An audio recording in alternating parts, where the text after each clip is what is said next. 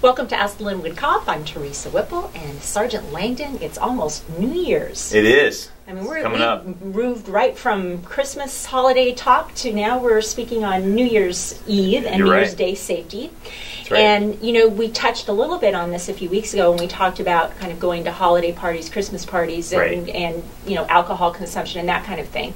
But thought because New Year's Eve, New Year's Day presents some particular challenges and scenarios, let's talk a little bit about parties and driving and maybe even some fireworks related issues. Sure. You know, and I believe we talked mainly about getting behind the wheel of the car, and that's really a no-brainer, is reminding people that if you're going to get behind the wheel of the car, make sure you haven't had any alcohol on board.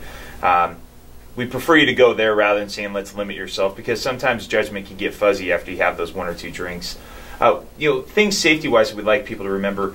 You'll pace yourself, and alcohol is absorbed through the intestines. So if you're going to get alcohol on board, try to eat a good meal beforehand, maybe some good bread, because you can help slow that absorption, therefore slow the acceleration of the alcohol being absorbed into the system. Another thing, pace yourself throughout the night. Make sure you're drinking water in between. We want you to have a good time. We want you to enjoy the festivities, but we don't want to get to a point where you're now adversely affected by the alcohol consumption.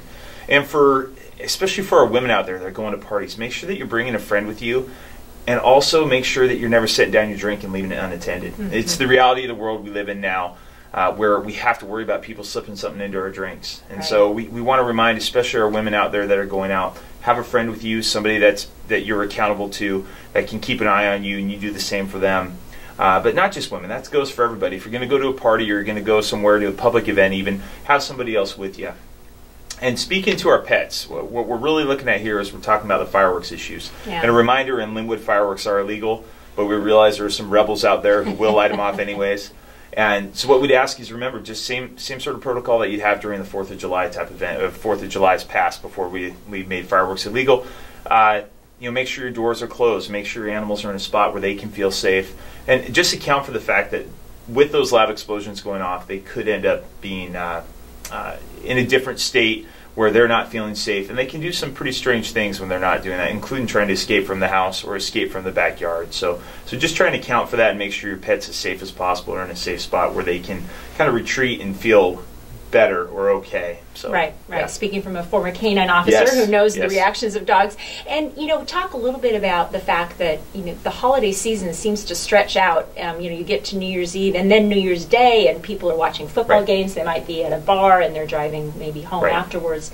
And you, both Linwood Police and the State Patrol, have some extra patrols out there to kind of try to make sure you find those drivers who are driving erratically, right? Yeah, we do have extra patrols, and they're not just out during the holiday, you know, the New Year's Eve, the big ones, the days leading up to Christmas Eve.